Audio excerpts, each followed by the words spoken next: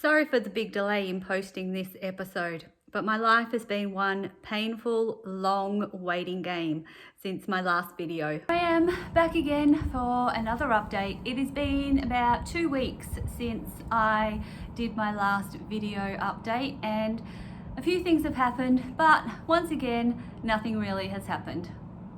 I finally got a call back from my gastroenterologist, and pretty much the first thing that he told me was he hasn't even spoken to the other team of gastroenterologists that he wanted to speak to about me.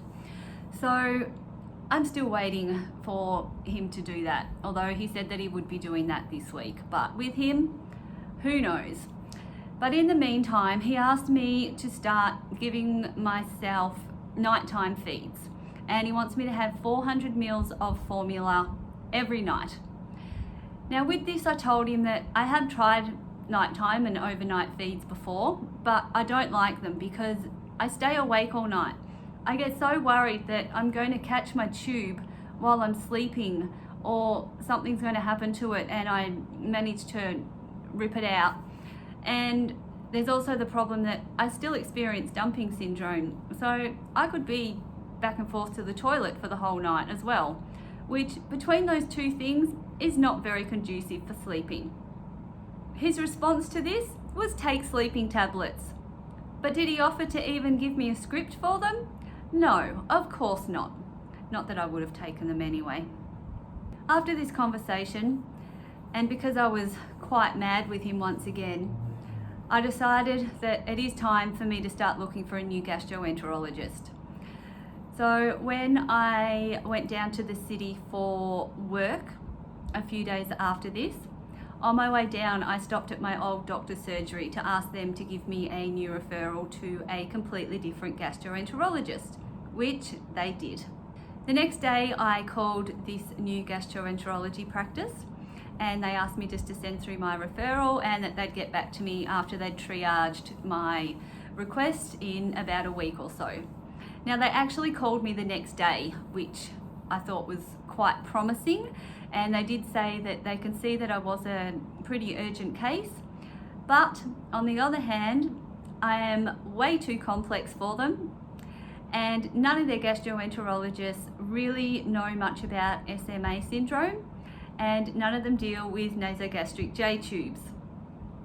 So I was like, great, all right, where do I go from here?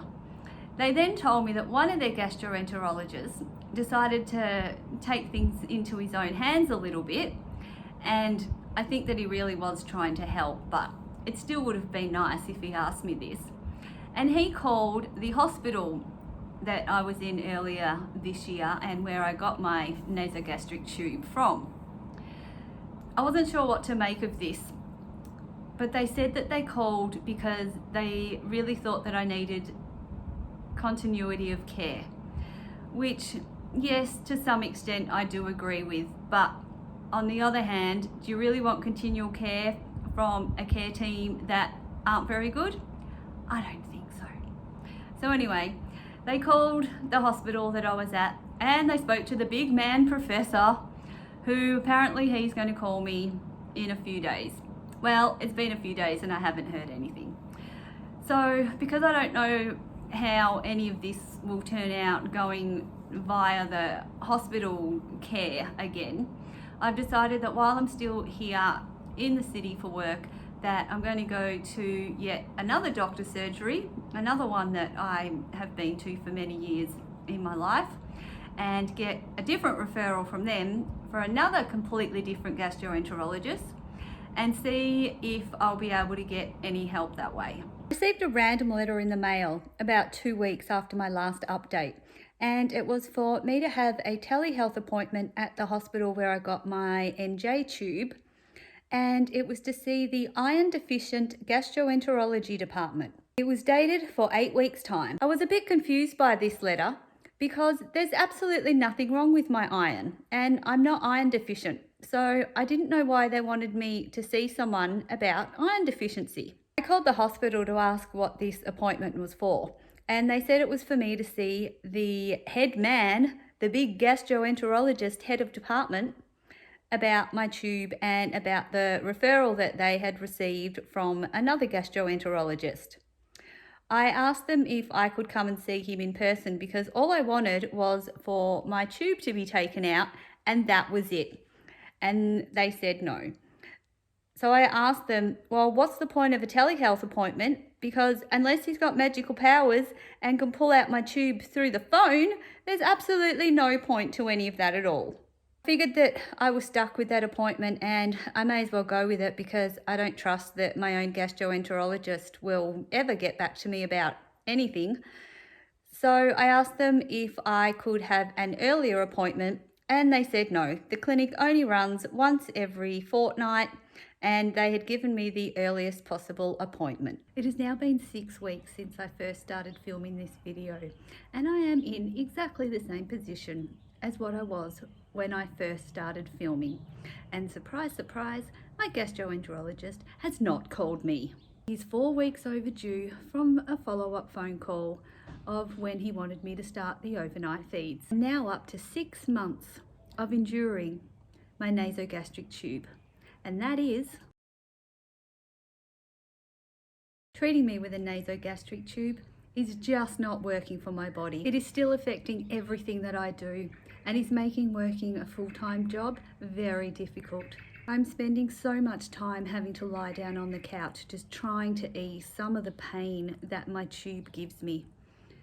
This is no way to live. My throat is still so extremely sore, I can't even describe the pain some days.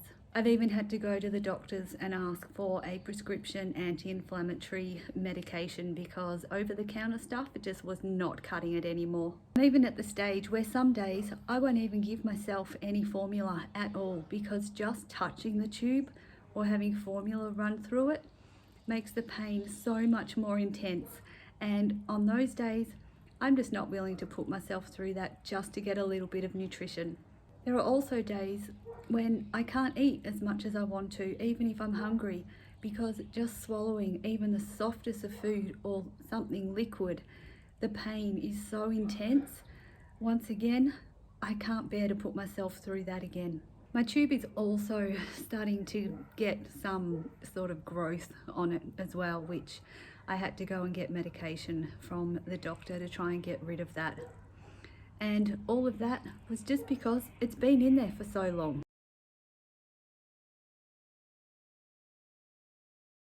I've resorted to calling my gastroenterologist again because I've really given up hope that he will ever call me back and follow up on how I was doing.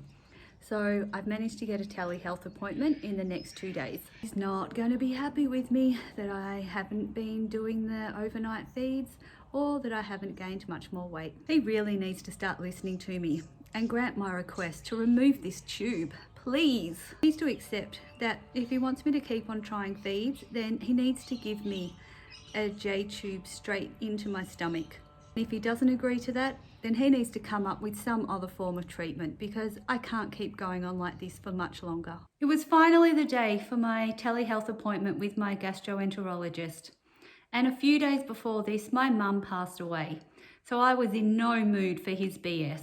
After some discussion, which was mostly him doing all of the talking because as usual, he doesn't let me get much of a word in, he finally agreed to take my tube out. I asked him when would he be able to do this, and his answer was, I don't know, just next time I'm up in the rooms. I was not impressed by this, so I pushed him a little bit further and asked, well, will it be 1 week, 2 weeks, a month? Please tell me. The best he could give me was probably in 2 weeks when he's back up in my area again. I asked him if I could come to him. I told him, I don't care where you are. I'll come anywhere in this country to be able to come and see you to get this tube out. And his response? No. He said he'd get one of his receptionists to give me a call to be able to organise a time for me to get my tube out. And I made sure to tell him, don't you dare forget about me again like you did last time. In our discussion, he also said that he can't justify putting in a proper JPEG for me because I'm not getting enough formula into my nasogastric tube. But he had absolutely no interest of asking or delving into why I wasn't able to get enough formula into my J tube. He didn't care that I was missing feeds because it just hurt too much to be able to touch the tube. He didn't care that the tube can be so painful that it basically incapacitates me. And he had a... When I told him that I didn't go through with the night feeding because they were really stressing me out, his response was, "What's stressing you out? How could that possibly be stressing you out?" And then that was the end of that conversation. So after all of that, basically the waiting game continues.